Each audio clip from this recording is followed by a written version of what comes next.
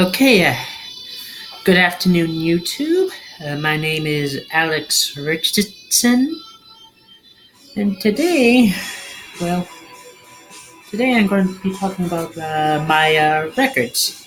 Yeah, I'm a big music nerd, and I have like a huge collection of CDs. And I didn't really start collecting vinyl albums until I bought my first record player, a Crosley, and also my first vinyl, of which now I'm going to show you. Phil Manzanera, guitarist, guitarist for Roxy Music. First, and here is one of his solo albums entitled Casco, released on Polydor. Has a really awesome looking cover art. Also features other musicians like Ian McCormick, John Wetton, and John Wetton and others. It's a really cool album and really cool music. Here's a particularly rare album by Gong's saxophonist from 1979. Gong saxophonist Didier Malherbe's 1979 album Bloom. It's released on a label that I don't really know that well called Sonopresse. I think it's how it's pronounced. But anyway, this is actually an album of this is an album of jazz rock. Okay, 79, really good. Really good music. Ah, sorry if I'm a bit awkward, but this is my first time doing this. So, on to my next piece of vinyl. Not many people in the mainstream media will mind this, but it's very well known in prog rock circles. I'm talking about neo-progressive band 12th Night and their 1982 self-released album Fact and Fiction. Has a very good gatefold and a really cool gatefold. Includes the lyrics, and this is actually a independently released album. And it's probably one of those most sought after ones, and most sought after progressive rock albums in existence. And I'm probably not quite sure.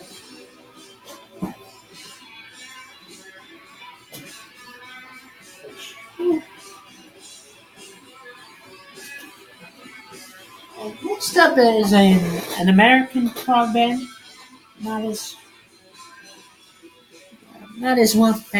probably not as well known as bands like Kansas, for example.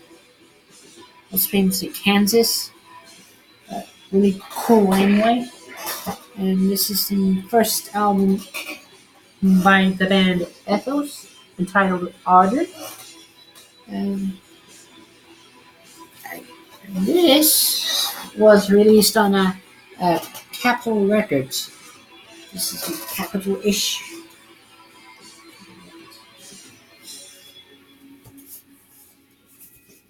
They would okay, get this in. They would also release a second album on Capitol entitled Open Up. A little bit different. Really. And here's the band on the line. This is the lineup on the second album. Let me On here is the first lineup on their first album.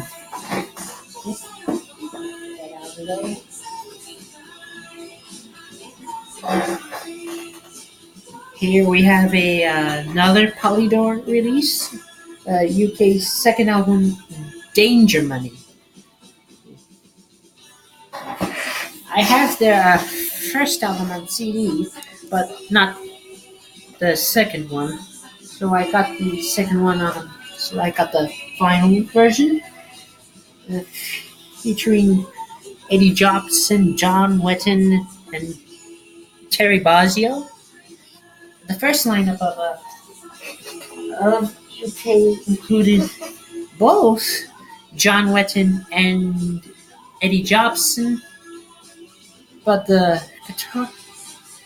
But on the first album, you also had Bill Bruford on drums. Hold on, let me check on the first release.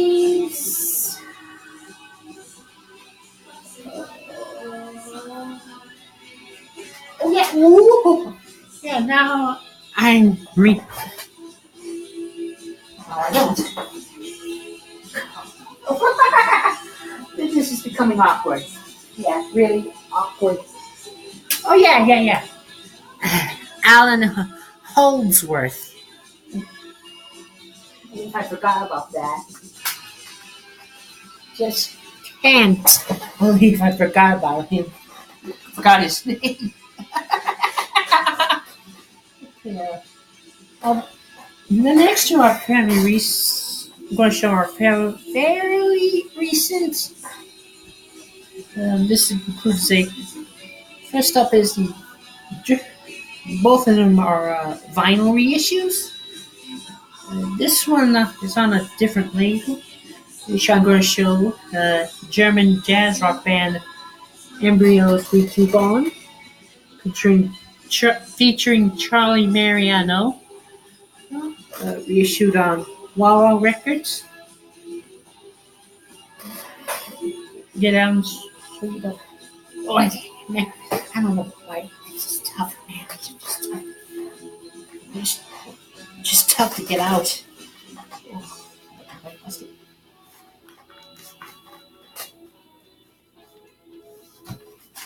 There it goes. There it goes. Ooh. Like I said, Wawa Records.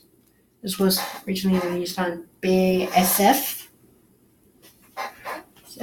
This already.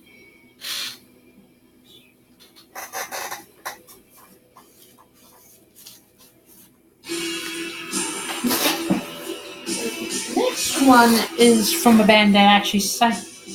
We show a 70s album. And it is Grobschnitt's Rock Pommelsland. Really beautiful album. And this is another Gatefold. And this band was signed to Brain. This is actually the Brain final reissue of this album. Released in 1977. Really cool album. Really cool, Yes inspired cover. Real nice. Here I have another obscure American progressive rock act called Fire Ballet, Night on Bald Mountain, released on Passport Records. They also released a second album, which I think it's entitled Tutu. Yeah. And if you ever saw the cover, you probably get the idea of the title. Really cool album.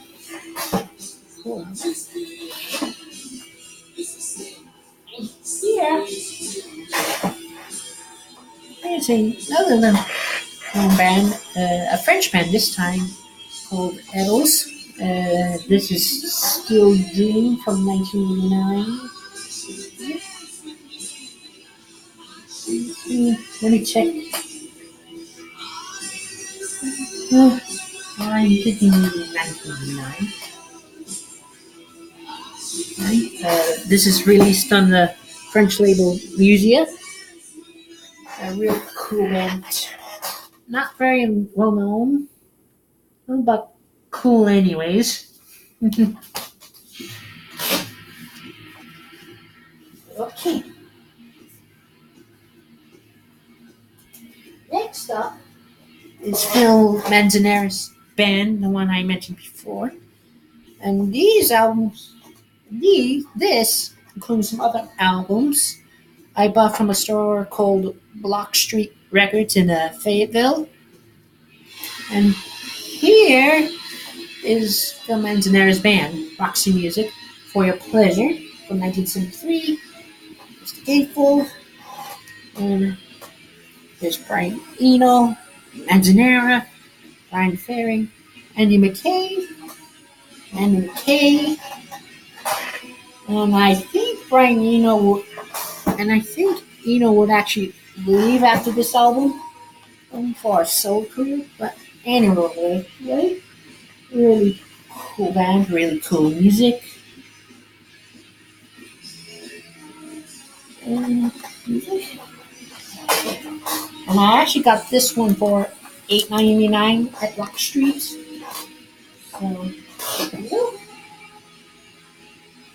I have a CD issue of this album, and that is the Alan Parsons Project, Tales of Mystery and Imagination. And this one is a pretty unique gatefold. It actually has a little booklet glued on here. So, a little booklet that has the lyrics, and that's really cool. I don't really see albums like first time I ever see album. This is actually the first album that had a first vinyl album that has something like this. It's really cool. Really cool. And this one I got for $11.99 at Block Street. There's a vinyl issue of legendary San Francisco band. And this is actually their first subtitle album, Quicksilver Messenger Service, featuring the late John Ceppolina. Really awesome stuff. This band.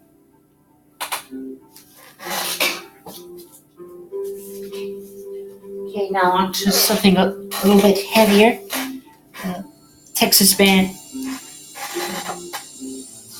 How much did I get for that Quicksilver album? Oh yeah, $12.99. This next one I actually got for $7.99 at Block Street, and this is Texas band's. And this is by the Texas band Blood Rock. Their subtitled debut. And it has my favorite track from them, Melvin Maydenay. Kind of psychedelic, but they're actually a hard rock band. I also had their second album, which included their only top 40 hit, DOA, and that is Blood Rock. Oops, I had that upside down. Okay. Blood Rock 2. Both of these albums were released on Capitol. I got this one for $12.99 at Block Street. So includes the only top 40 hit, DOA. Very strange and creepy song. I could imagine it still being creepy in shortened format when it went on the radio.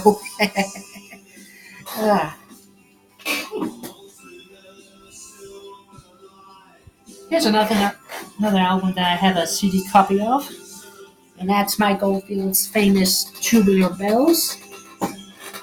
It was released on Virgin.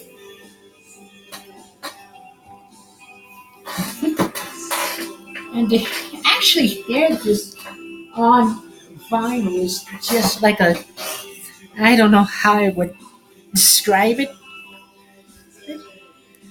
but the album, whether in vinyl form like this or in CD form, it's just awesome that no words can describe it. One of the best-selling albums of 1973, along with Pink Floyd's Dark Side of the Moon. It wouldn't be surprising to see music music fans going for this along with that album.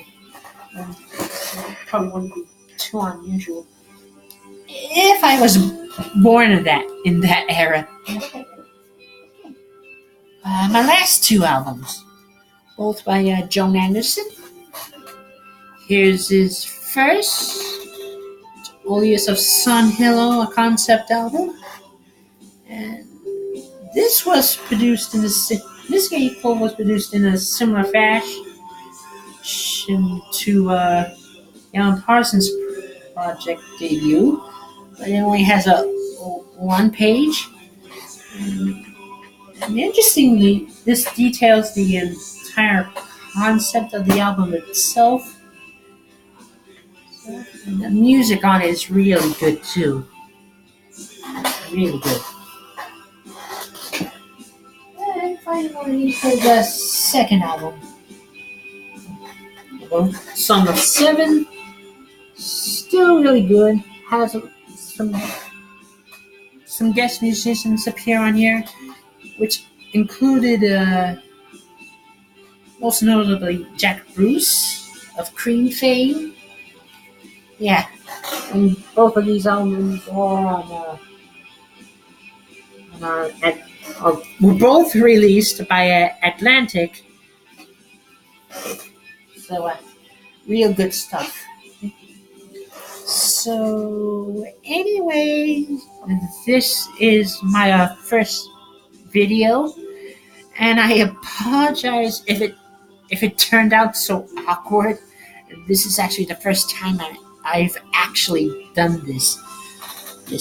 And when I tried to do it, when I tried this, I had the earphones plugged in, and after I finished the first attempt, I couldn't hear any sound from it. So, and again, I apologize if I sound awkward. But anyway, good afternoon.